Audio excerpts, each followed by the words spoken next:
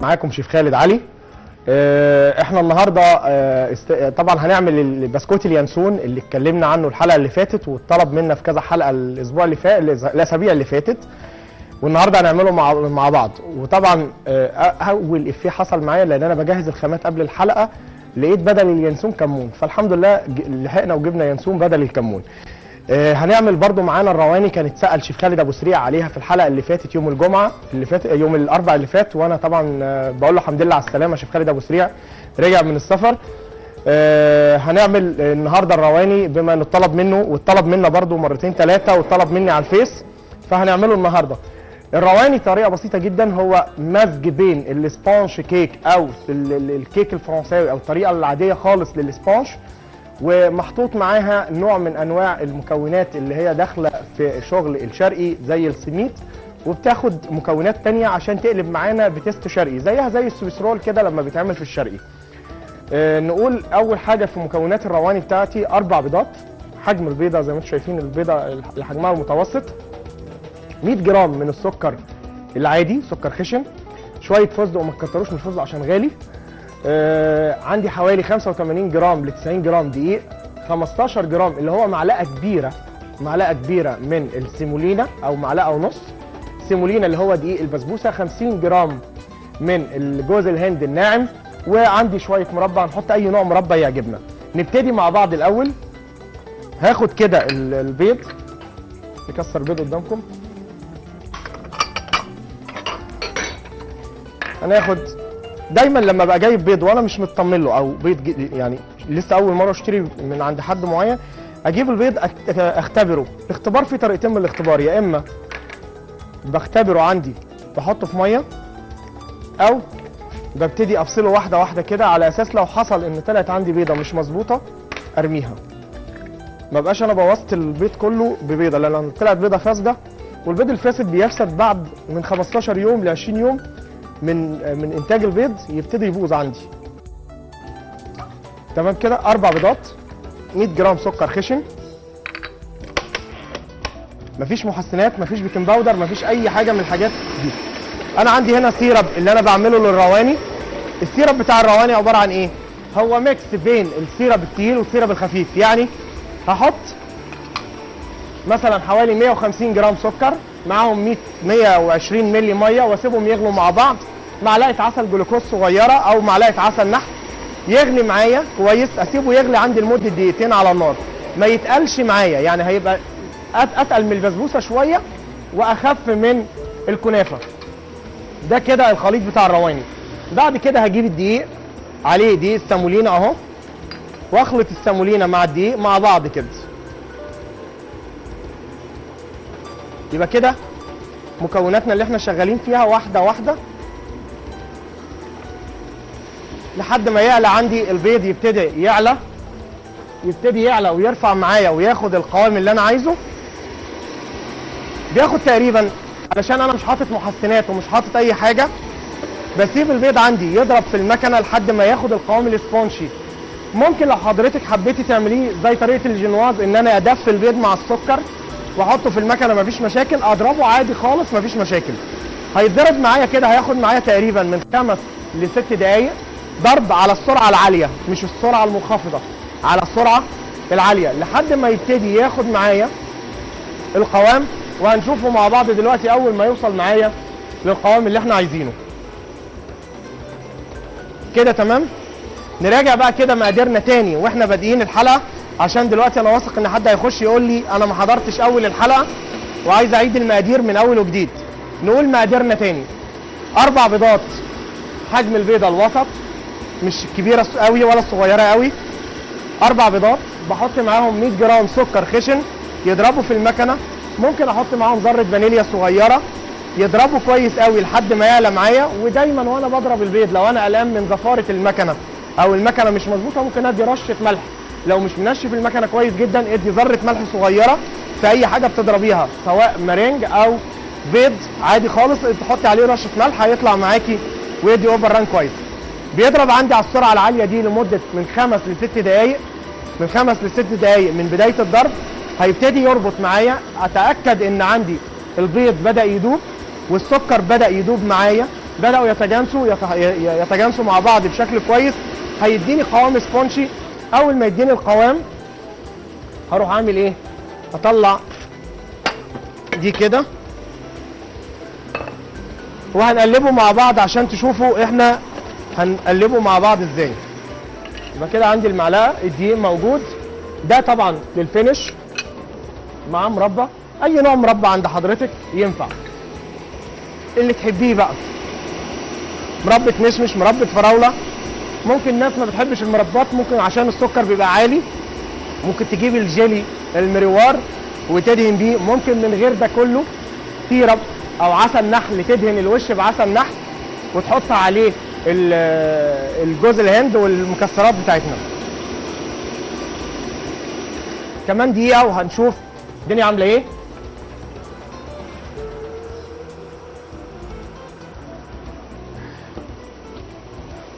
بس احنا كنا بنعمل بسكوت اليانسون عشان هنقطعه معاكم دلوقتي على الهوا. تمام كده اهو. احنا قلنا من 5 ل 6 دقايق، حضرتك التزمي معلش بعد اذنك بالوقت. انا طبعا عشان على الهوا فاحنا بنعمله فبنبقى اسرع من الوقت اللي احنا بنحدده شويه. يعني انا ممكن بدل 5 دقايق اديله مثلا 4 دقايق وهيديني نتيجه قريبه من اللي انا عايزه. حضرتك بس اديله الوقت كامل. بصوا بقى عامل ازاي. ايه رايك يا ابراهيم؟ ده كده عشان الناس اللي بتقول انا عايز اضرب سبونش في البيت وعندي مشكله ان انا ما عنديش محسن، ممكن تضربي السبونش بالطريقه دي وهيطلع معاكي حلو قوي. هجيب دقيق السيمولينا مع الدقيق، احنا قلنا 85 جرام دقيق معاهم 15 جرام سيمولينا، وابتدي هقلب كده. حطيت شويه وهقلب. بصوا حضراتكم طريقه التقليب، ما طلعش الهواء، يعني ما اقلبش بعنف واخفقه جامد. فانا مش حاطط محسن عشان يحافظ على الهواء اللي موجود جوه فما يخرجش مني، فلازم اضرب اقلب كده بالراحه. بعد ما اضرب البيض ابتدي انزل بالمكونات بتاعتي يدوي. ايه فايده السيمولينا يا شيف؟ طب انا ممكن اجيب بقى كده شويه سبونش، اوراق سبونش من عندي، عملت تورتايه ولا حاجه وفاضت مني، وممكن اعملها بدل ما اوجع قلبي واضرب تاني مقدار واروح عامله عشان اعمل الرواني لوحده. الفرق بين الرواني وبين السبونش العادي في فرق طبعا في المكونات شويه. ده مكوناته زي السويس رول شويه. بحط السيمولينا عندي هنا بتعمل ربط زي الدقيق بالظبط، والاكتر من كده انها بتفتح معايا مسام، بتديني مسام للعجينه فتستوعب معايا وتاخد شربات وتشرب معايا بشكل كويس جدا، تشرب معايا بشكل كويس. يبقى انا كده بقلب اهو. يا مدام عفاف، مساء الخير. مساء الخير يا فندم. ازيك يا شيخ خالد؟ ازيك يا فندم؟ الله ينور عليك بصراحه على الحاجات الجميله اللي حضرتك بتعملها. والله اجمل حاجه موجوده حضراتكم ان انتم معانا. لا تسلم ايدك بجد، كل حاجه بتعملها حلو. تسلم يا فندم. كويس. ممكن تقول لي خطوات بالظبط حضرتك؟ انت معلش لسه داخله برضه. ايوه. فعايزه اعرف دلوقتي فيها ماده دهنيه؟ ما فيهاش اي ماده دهنيه. ما فيهاش اي ماده دهنيه. فيها بيكنج باودر؟ ما فيهاش بيكنج باودر. يعني لا ولا ماده دهنيه ولا بيكنج باودر؟ ولا ماده دهنيه ولا بيكنج باودر ولا اي حاجه، وهعيدها من اول وجديد بالكامل عشان خاطرك. دقيق 85 والسيمولينا 15. وهقولها بالمقدار بالكوبايه علشان برضو اللي ما عندوش يقدر يعملها بالكوبايه. ماشي يا مدام عفاف؟ يا ريت تقولها لنا تاني يا رب يخليك. عينينا يا فندم، تأمريني. شكرا شكرا. هجيب بصوا حضراتكم الصينيه دي صينيه هي عاديه خالص. ممكن اجيب الصينيه العاديه دي هدهنها من تحت بزيت، ارش فيها شويه سيمولينا واحط عليها ورقه، وهجيب كده. طبعا احنا قلبنا، نقول المكونات بتاعتنا واحنا بنصب بقى كده. السبونشايه بتاعتي ما شاء الله طالعه زي الفل اهي. ينفع اعمله ده سويس رول؟ والله ينفع يتعمل سويس رول على كده بنفس المقدار ده، يتلف ويتفرد ويتعمل سويس رول ويبقى ولا اروع. احنا الحلقه اللي فاتت كنا عملنا الجيكاند وقلنا هنعمل النهارده تورتايه موز بالجيكاند، بس عشان الاسئله اللي جت على الرواني وعلى الحاجات دي فاضطريت ان انا اعمل الرواني النهارده. الجمعه اللي جايه ان شاء الله اذا كان في عمر هعمل لكم تورتايه الجيكاند. كده ادي الرواني اهي. نقول مقاديرنا تاني. 4 بيضات، بحط على ال4 بيضات، عندي 4 بيضات حطيتهم عندي في المكنه يتضربوا، معاهم 100 جرام سكر اللي هو نص كوبايه اللي هي كوبايه الشاي الصغيره سكر، احطهم على ال4 بيضات يتضربوا كويس جدا. تلتين كوبايه، اكتر من نص كوبايه شويه، اللي هو 85 تقريبا جرام دقيق، يعني حوالي نص كوبايه ومعلقه. ده 85 جرام دقيق، ابتدي اخليهم على جنب. معلقه كبيره او معلقه ونص سيمولينا واخلطهم على الدقيق. احط البيض في المكنه هو والسكر يتضربوا مع بعض، وبعد كده اروح عامل ايه؟ حاطط بعد كده بعد ما اخلط المكونات بتاعتي كويس جدا يتضربوا في المكنه لمده 5-6 دقائق، واحط عليها ذره ملح صغيره تضرب تعلى معايا. خلاص كده بقت مظبوطه وبقت جاهزه على ان انا ايه ابتدي امكس عليها باقي الحاجات. احط باقي الحاجات ازاي؟ هبتدي اضيف عليها باقي مكوناتي واحده واحده. احط الدقيق مع السيمولينا اخلطهم وابتدي اضيفهم وادخلهم عندي هنا. خلاص دول اللي فاضلين عندي الفستق والمربى وعندي الجوز الهند. تعالوا نقول بسكوت اليانسون بسرعه كده. ممكن نضربه في المكنه وممكن نضربه يدوي زي ما حضراتكم ما يعجبكم. الامر سهل جدا. بما ان انا هنا ضارب بيض وسكر بس، هنا ضارب بيض وسكر بس، سهل ان انا اضرب مكانه على طول. مكوناتنا كده عباره عن بيضه، ادي بيضه اهي. اول حاجه في المكنه مكان البسكوت مفيش مكونات تقريبا. عندي بيضه كامله هضربها احطها هنا. احط مع البيضه سكر تقريبا، احنا قلنا هنا المقادير بتاعتنا ربع كوبايه من السكر. ربع كوبايه سكر حوالي بتاع 65 جرام ل 70 جرام سكر. واجيب السكر والبيض في المكنه هنا ونضربهم تاني مع بعض. يبقى انا كده ليه ضربت ده ورا ده؟ لان نفس المكون تقريبا بيض وسكر هيتضربوا الاول اهو. هيتضربوا لمده دقيقه او نص دقيقتين، يعني مجرد ان البيض والسكر يتضربوا مع بعض كويس جدا. بيض والسكر يتضربوا مع بعض كويس. حطينا بيضه، حطينا حوالي ربع كوبايه سكر اللي هو حوالي 85 جرام ل 90 جرام سكر. عندي تقريبا حوالي نص كوبايه دقيق، حوالي تلت من ربع لتلت كوبايه زيت، نص معلقه صغيره من البيكنج باودر، ومعلقه ينسون صغيره. طبعا انا قلت لكم ان انا حطيت كنت هحط بدل ينسون كمون، ومحدش واخد باله بقى، بس انا جبت ينسون. يتضرب معايا، يبتدي يقوم معايا يدي الشكل الفومي اللي هو يبتدي يقوم ويعلى معايا شويه، ان هو يبقى زيه زي الاسبونج. مجرد انه يعلى معايا ده مهم جدا في المكون بتاعنا. ان انا هضرب ده كسبونج، وبعد ما يتضرب عندي هجيب اليانسون. ادي اليانسون مع الدقيق، يانسون والدقيق، بيكنج باودر، حلو كده. قلنا نص معلقه بيكنج باودر، كله مع بعضه اهو. يبقى ده كده مقدار بسكوت اليانسون. ده البسكوت اليانسون اللي الناس سالتنا عليه طريقه غير بسكوت الانس. بسكوت الانس حاجه وبسكوت اليانسون حاجه ثانيه خالص. خلاص ده كده اتضرب. احنا قلنا بياخد تقريبا دقيقتين، دقيقه ونص، دقيقتين، 3 على حسب سرعه المضرب عندي. واحس ان هو بدا السكر يدوب عندي ويديني الشكل اللي انا عايزه، هبتدي اوقف على طول اول ما احس ان هو وصل للملمس اللي انا محتاجه واللي انا عايز اوصل له. يعني حضرتك اضربيه عندك 3 دقايق كويس قوي. خلاص كده بصوا حضرتك اهو. شيماء مش معانا النهارده. حلو كده زي الفل اهو. ضرب معايا. هنجيب معلقه اللي احنا قلبنا برضو بيها مفيش مشكله، وهحط هنا الايه؟ الزيت. واخدين بالكم معايا؟ ادي الزيت اهو. بنزل بالزيت واقلب. يبقى عندي الزيت بنزل بيه كده، خيط عليه ويتقلب الزيت. قلنا حطينا قد ايه؟ تاني نراجع. حطينا بيضه كامله، حطيت عليها ربع كوبايه سكر، اتضربت كويس جدا في المكنه، عيني بقى سبونج. ضفت عليه الزيت، بقى الخليط عندي سايل زي ما انتم شايفين كده. خلاص كده الخليط عندي بقى سايل زي الفل. اجيب بقى الدقيق، المكونات بتاعتي اهي، وابتدي اضيف الدقيق واقلب. الدقيق مع اليانسون مع البيكنج باودر كله مع بعضه، واقلب كده بالطريقه اللي انتم شايفينها دي.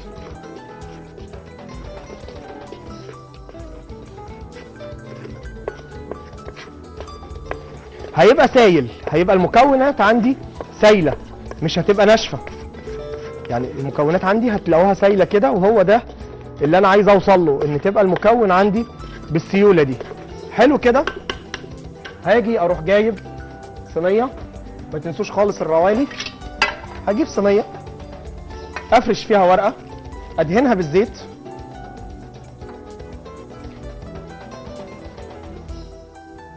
طبعا ادهن الصينيه اصلا بالزيت، وممكن الورقه كمان ادهنها شويه زيت كده،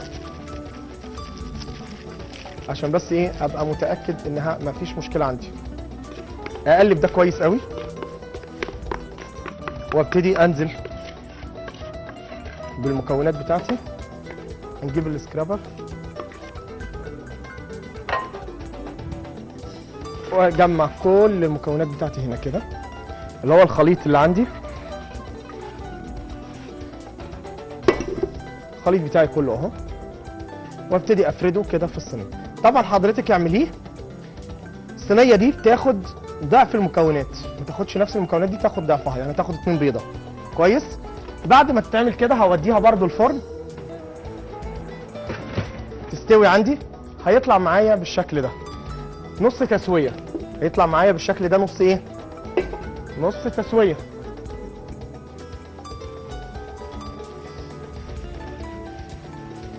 حلو لحد كده. هيطلع معايا نص تسويه. ده سخن على فكره يا جماعه. هبتدي افكه واحده واحده كده.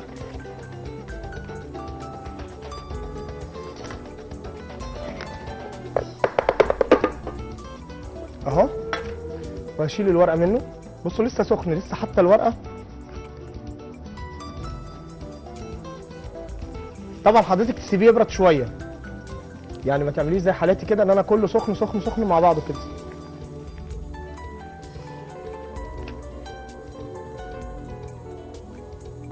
تمام كده. بعد ما يطلع معايا كده هعمل ايه؟ هجيب صاج، الصاج بتاعنا اللي عامل لنا مشاكل ده، وهبتدي اقطع. طبعا لو عايزاه يطلع عالي مفيش مشاكل خالص، حضرتك ممكن تعليه زي ما انت ما عايزه. واقطعه بقى شرايح.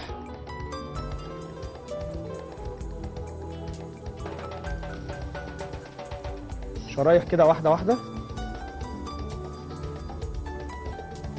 يبقى انا بقطعه شرايح،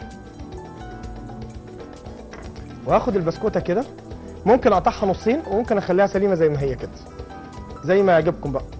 اهي لو عايز اعملها نصين هقطعها من النص كده وارصهم جنب بعض.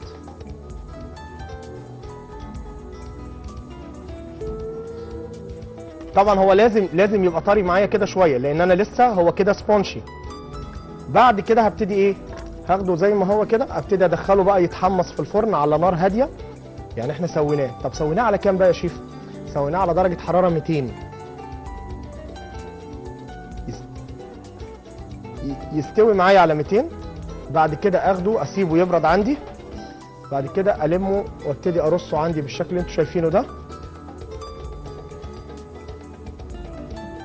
واحده واحده كده. ممكن تقطعوه يبقى ارفع من كده، لو انتوا سويتوه ارفع ممكن يتسوى ارفع ويتقطع مربعات. ماشي. على حسب ما حضرتك ما تحبي.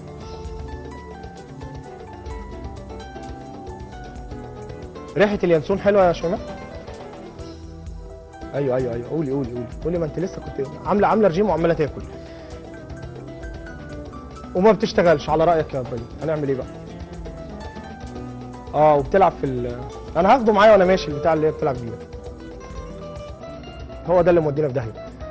هاخد ده كده ده، وابتدي احطه عندي في فرن. نشوف الفرن ده اخباره، حرارته زي الفل. هننزل بالحراره شويه. يا مدام منى. السلام عليكم. عليكم السلام ورحمه الله. ازي حضرتك يا شيخ خالد؟ ازيك يا فندم؟ تسلم ايديك وعينيك. تسلمي لي.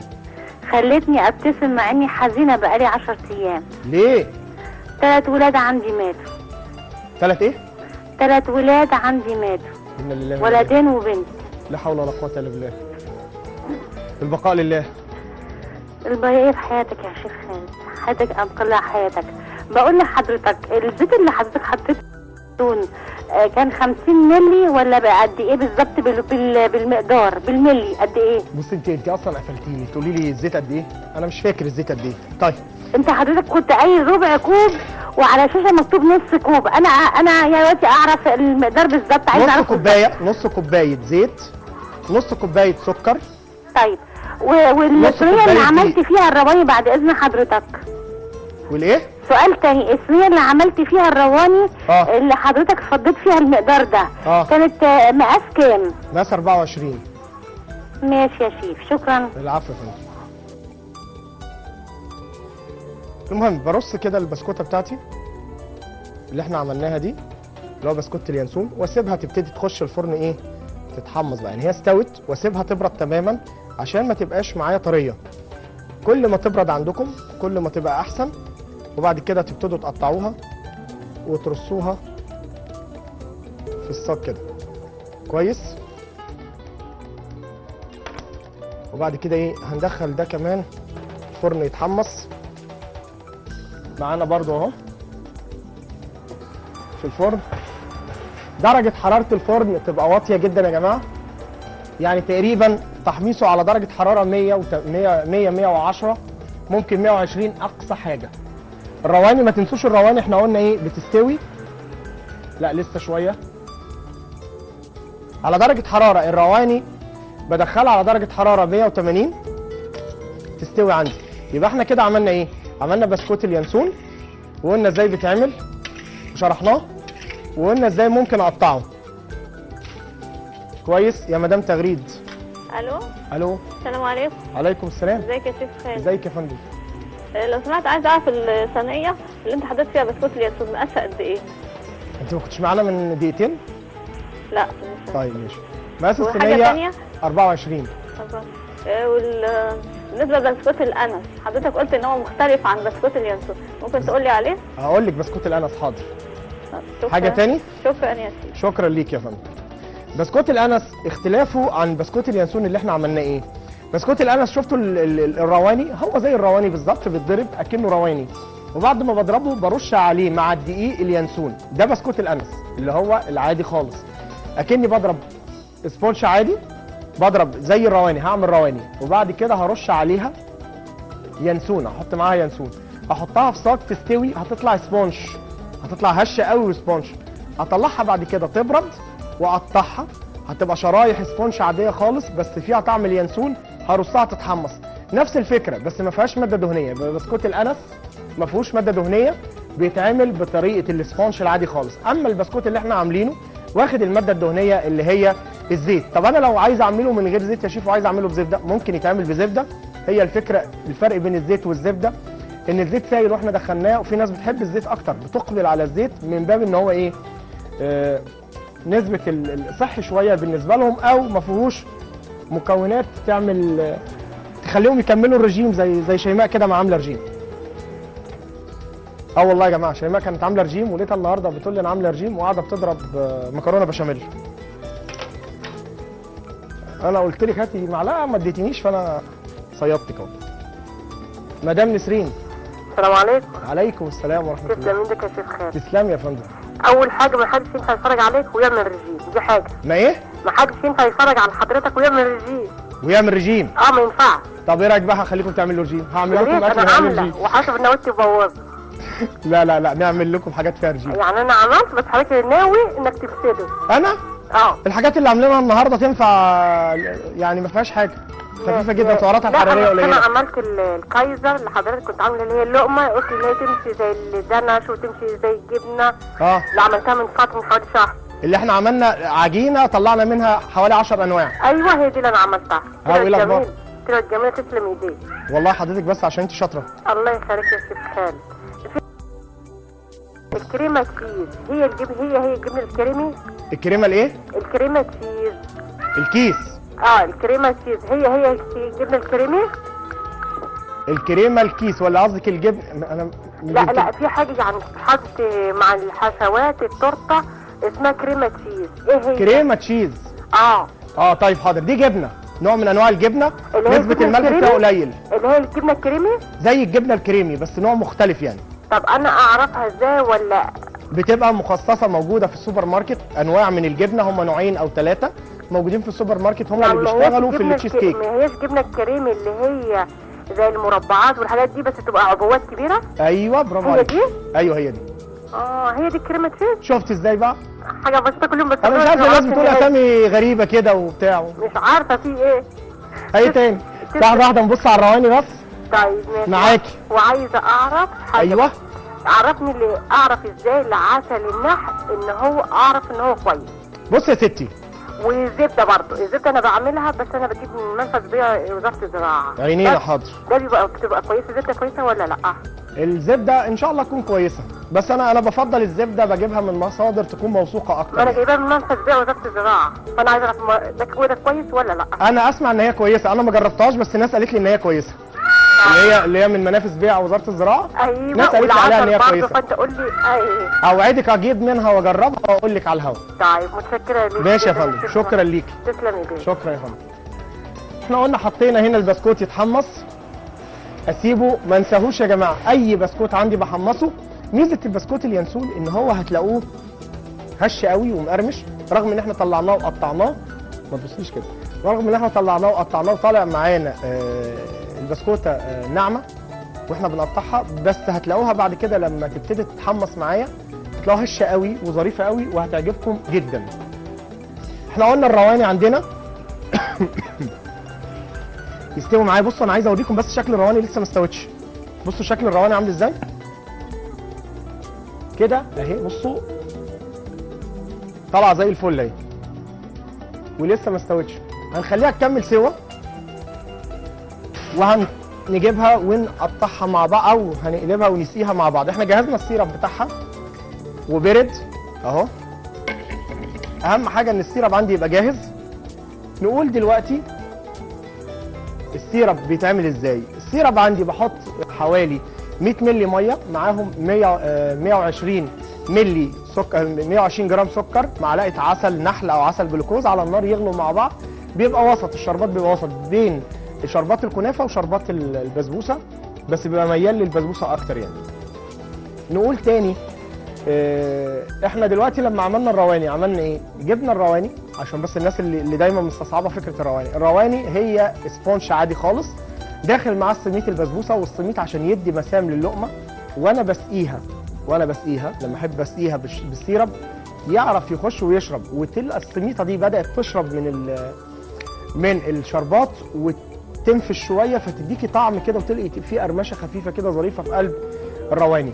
بعد كده هتبتدي الرواني بعد ما تضربي 4 بيضات وسط يتضربوا كويس جدا عندي في المكنه، احط معاهم 100 جرام سكر اللي هو حوالي نص كوبايه او اقل من نص كوبايه شويه، احطهم عندي في المكنه يتضربوا مع بعض كويس جدا لحد ما يعلى يبقى زي الاسبونج. هجيب 85 جرام دقيق اللي هو نص كوبايه معاها معلقه كبيره دقيق زياده، اخلط ده مع معلقه ونص من سميت اللي هو دقيق البسبوسه، يتخلطوا مع بعض كويس جدا. ابتدي اضيفهم اقلبهم مع بعض، ادخلهم عندي الفرن على درجه حراره 180 يستوي معايا. بياخد عندي تقريبا 30 دقيقه في الفرن. 30 دقيقه في الفرن ان شاء الله يعني خلاص على وشك. انا عندي كمان البسكوت اللي احنا ضربناه دلوقتي وحطيناه اهو، يعني تقريبا هو كمان الراجل استوى معانا اهو. ما تنسوش ابدا الفرن، اهم حاجه عندي الفرن لازم تتابعوه.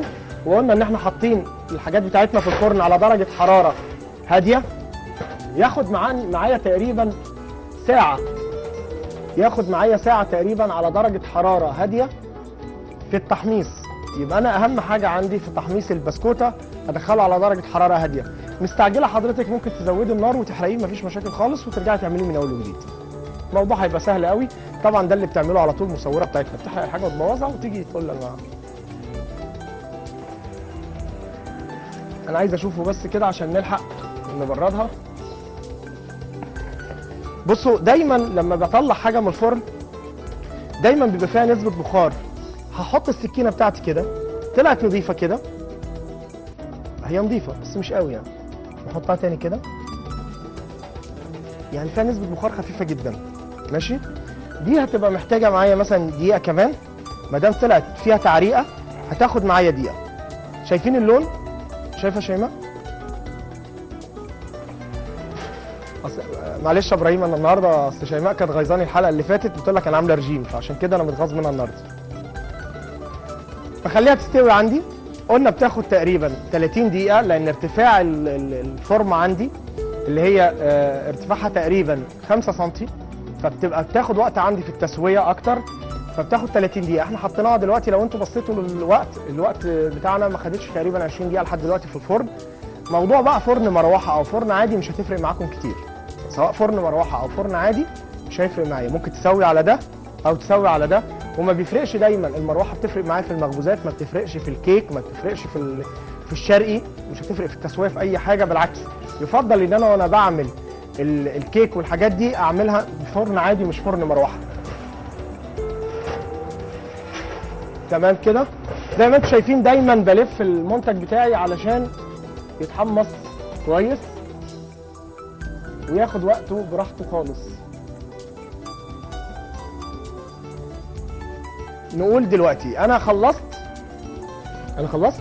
نجهز حاجتنا كده، نجهز السيرب ونطلع الرواني بتاعتنا كده. نجيب صينيه كمان، واول حاجه هعملها ان انا احاول اسلك الحروب بتاعتي. طبعا انا دلوقتي اللي بشتغله ده انا بشتغل كله يا شيماء على السخن كويس. يعجبني انك انت حاضره معايا في الحلقه يا شيماء لحد كده كويس. انا عارف ان انت هتضربيني اخر الحلقه. بعد ما اخلص كده هروح جاي هحط دي على دي واقلبها، هقلب دي جوه دي. ليه بقى؟ ليه يا شيماء؟ فينك يا بولا؟ عشان تطلع بقى. ايوه كده، برافو عليكي. ماشي. هبتدي انزلها كده هنا في قلب الفورمه الثانيه، وهشيل الورقه بتاعتنا دي. طبعا لما تبرد عندي هتطلع الورقه دي اسهل واسرع وهتبقى مظبوطه اكتر. احنا قلنا ان ما يكونش دعوه بيا، انا بعمل كل حاجه سخنه كده عشان احنا متفقين ان كل حاجه تتعمل معانا على الهوا. ما اعملش زي شيماء اجيب معايا البتاع من اجيب الكنافه معايا من البيت، قصدي المكرونه بشاميل من البيت. كويس. بعد ما طلعت كده اعمل ايه؟ هجيب السيرب بتاعنا.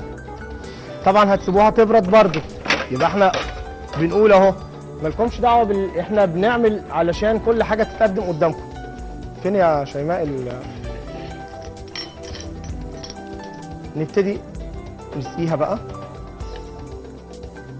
واحده واحده كده يا مدام فاطمه. ايوه انا معاك يا شيخ خالد. ايوه يا فندم. ازاي الصحه؟ ازاي حضرتك؟ سلم ايديك على كل اللي بتعمله يا رب. وجزاك الله خير على فكره ان كل المقادير دلوقتي بتقولها بالكوبايه او بالملعقه. ايوه علشان اللي ما عندوش يشتغل كده ويشتغل كده. والله يا شيخ انا عندي بتاع ده ميزان حلو. وعندي مش هقول لك ميزان واحد، ميزانين، لكن الطريقه دي اسهل. ليه؟ انا واحده ست كبيره لسه اجيب الميزان وابص دي نص، ده 75، دي 9، لكن دي كده اسهل. تمام. فربنا يوفقك وان شاء الله باذن الله يكون عملك ده في ميزان حسناتك يا رب.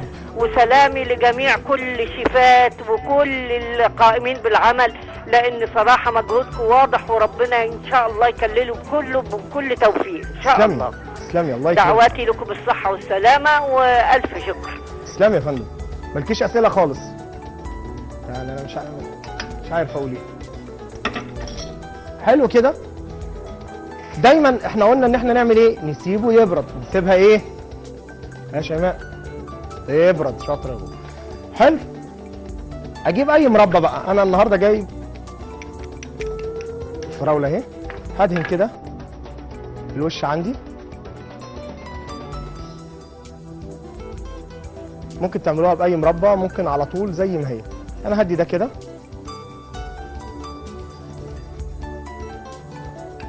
لحد كده تمام، وهاجي عليها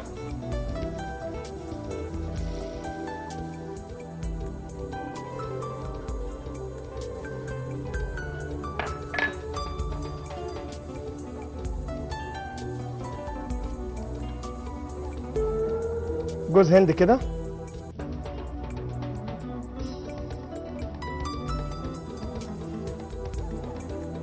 لحد كده كويس. وعلى ما تجهز معايا كده هننزل كده الجناب بتاعتها زي الفل. شربت اهي. طبعا الشربات كان بارد فشربت معايا كويس. بعد كده هعمل ايه؟ قلنا ان احنا بنحمص عندنا بنحمص البسكوت. شيماء كانت هتضربني في الفاصل. وعندي الرواني قلنا سقيناه بالشربات وحطينا عليه جام، اي نوع جام عندك، اي مربى مشمش، مربى فراوله، جيليهات، اي حاجه انت عايزاها. عسل نحل ممكن تدي عليها طبقه عسل من فوق، مسحه عسل صغيره، وتبتدي بعد كده تشكليها.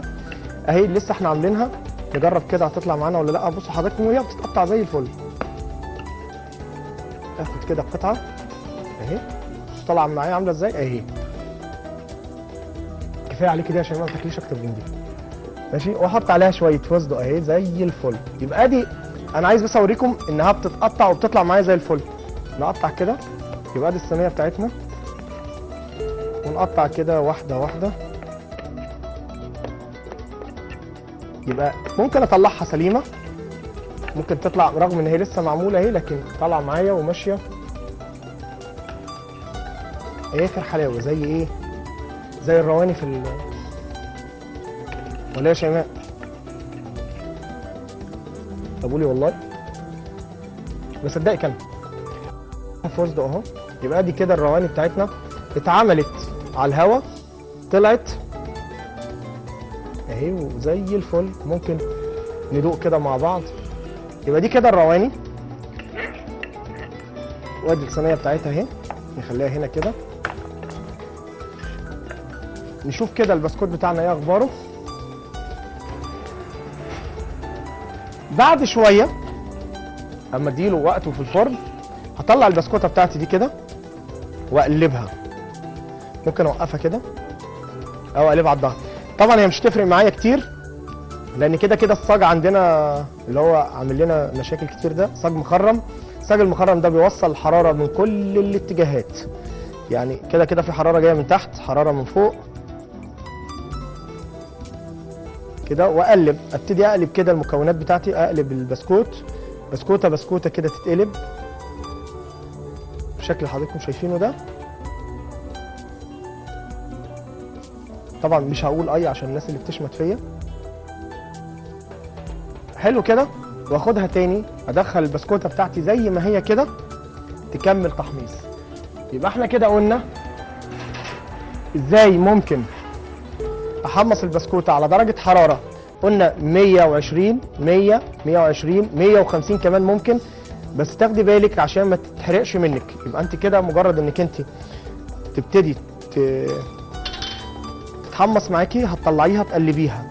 ليه بقلبها؟ علشان ما تلزقش عندي. دي حاجه. الحاجه الثانيه هي مش تلزق طبعا، بس عشان تبتدي تتحمص من كل الاتجاهات وتبتدي تبقى مقرمشه.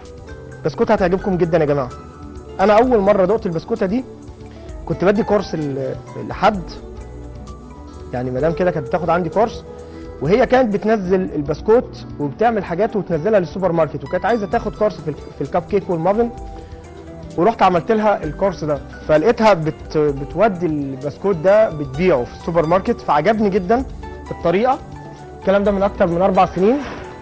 بصراحه خدت منها المقدار بتاعه وجربته وطلع حلو وعجبني، ومن ساعتها انا بقيت بعمله.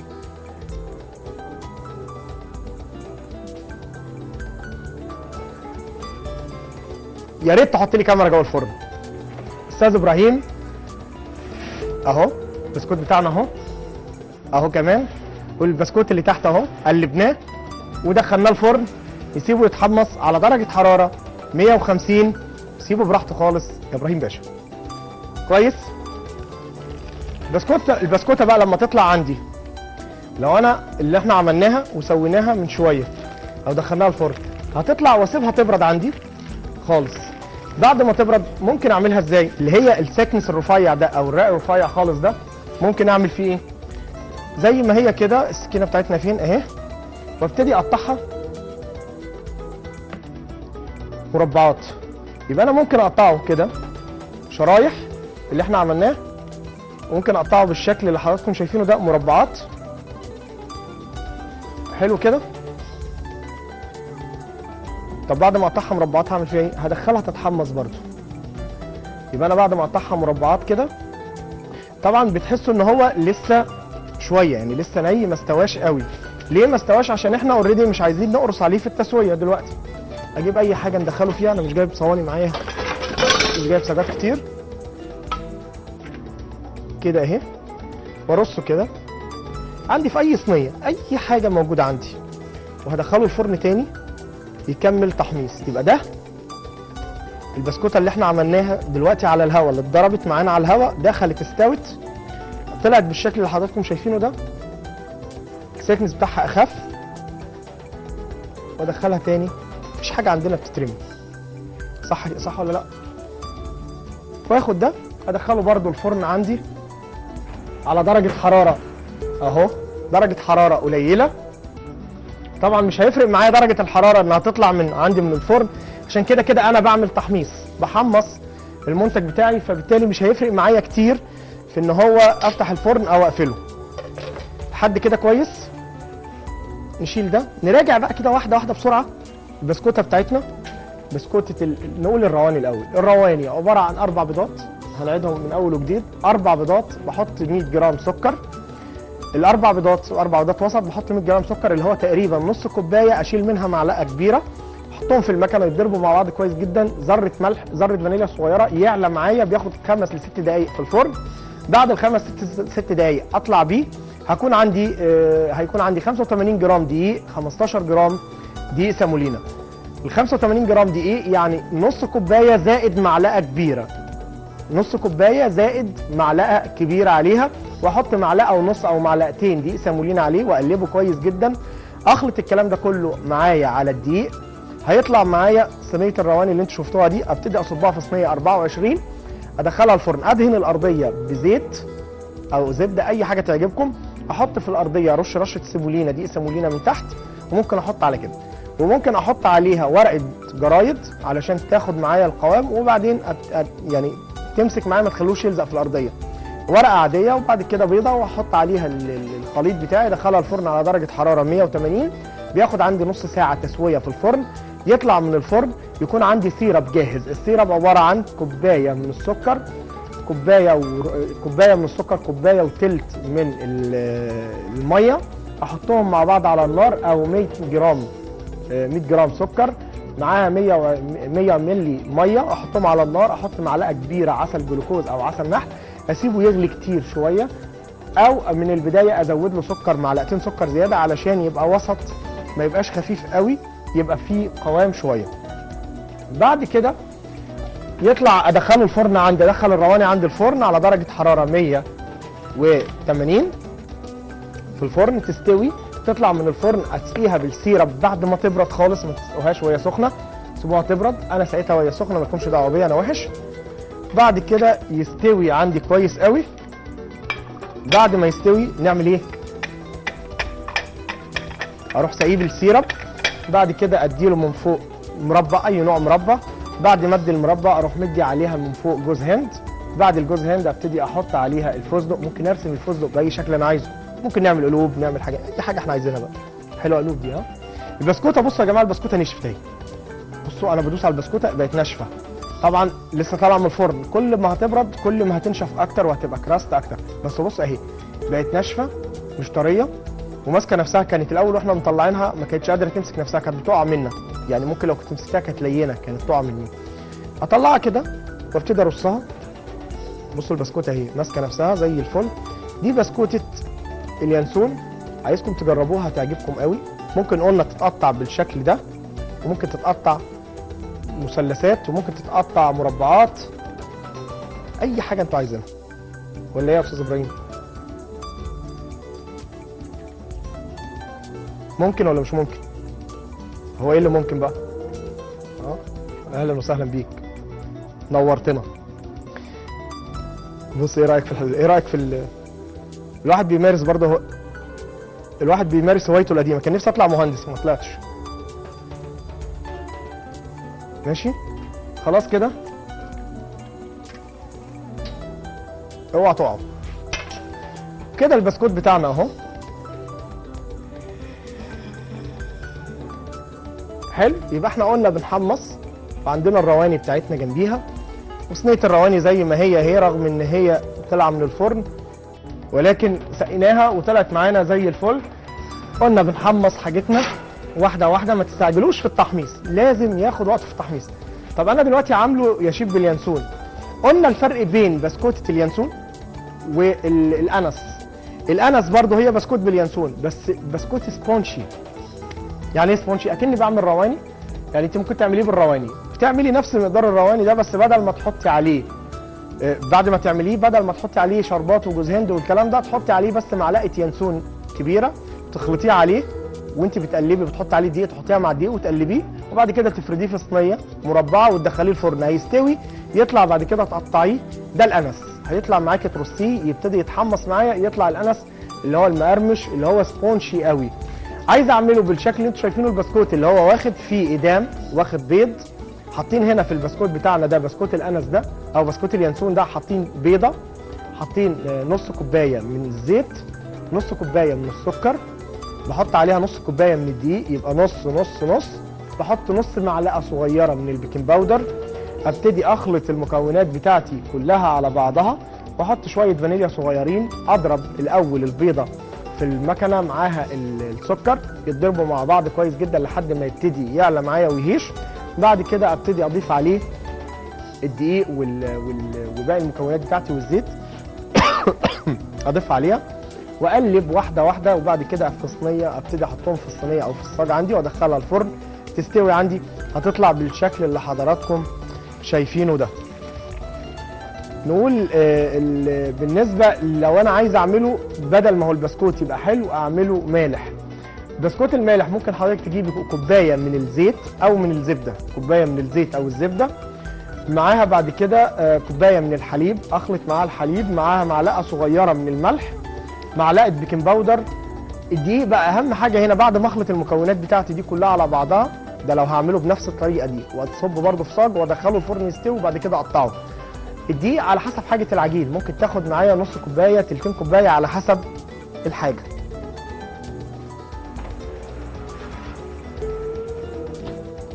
ادي باقي البسكوت بتاعنا. بيطلع عندي لازم اسيبه شويه بس يبرد عندي. مجرد انه يبرد هتلاقوه نشف قوي، يعني ده خلاص نشف وبقى زي الفل. يعيش معايا تخزينه ويعيش زي ما انا عايز. عسل النحل، ازاي اختبر عسل النحل واقول ان العسل ده كويس او مغشوش؟ في كذا طريقه لاختبار عسل النحل. كنا زمان اللي هم الناس بتوع المناحل، اللي هم الفلاحين اللي هم عندهم مناحل او اللي حاطين مناحل في الجبل وعاملين خليه كده، كانوا بيجيبوا دايما العود الكبريت ويحطوا عليه، يغمسوه في العسل ويولعوا فيه. لو ولع عود الكبريت، لو ولع رغم ان عليه العسل ده عمل ماده عليه من فوق، يبقى العسل ده مش مغشوش وكويس، يشتغل معايا يبقى حلو قوي. في طريقه تانية بقى لينا احنا، نسبه السكر وانا بدوقه ما يبقاش مسكر قوي، دي حاجه مهمه جدا. تاني حاجه لو اتخزن عندي، لو انا سبته عندي واتخزن في مكان ما لقوش عمل رواسب، عسل النحل ما بيرصبش. العسل العادي هتلاقوا، العسل المغشوش هتلاقوه لو انتوا حطيتوه في الثلاجه، حطيتوه في الرف في المطبخ، هتلاقوه رصب، تلاقوا عمل سكر زي سكر كده في الارضيه في مكوناته، بيسكر معايا.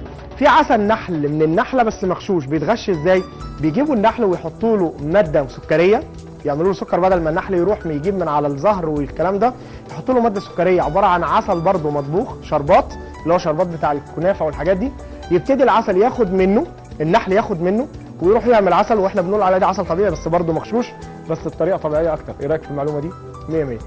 اهم حاجه النهارده ان احنا قدمنا الحلقه بتاعتنا.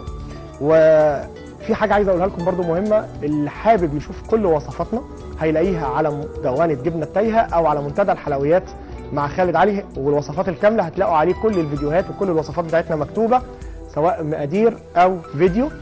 اتمنى تكون حلقه كويسه، والحلقه الجايه هنعمل ان شاء الله هنستخدم البسكوت بتاعنا اللي احنا عملناه، البسكوت والموس. هنعمل بسكوته وهنعمل الموس ونلفها ونعمل فكره الموس اللي انتوا بتشتروه من المحلات بيتعمل ازاي.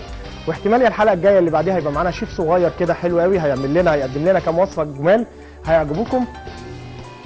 شكرا ليكم.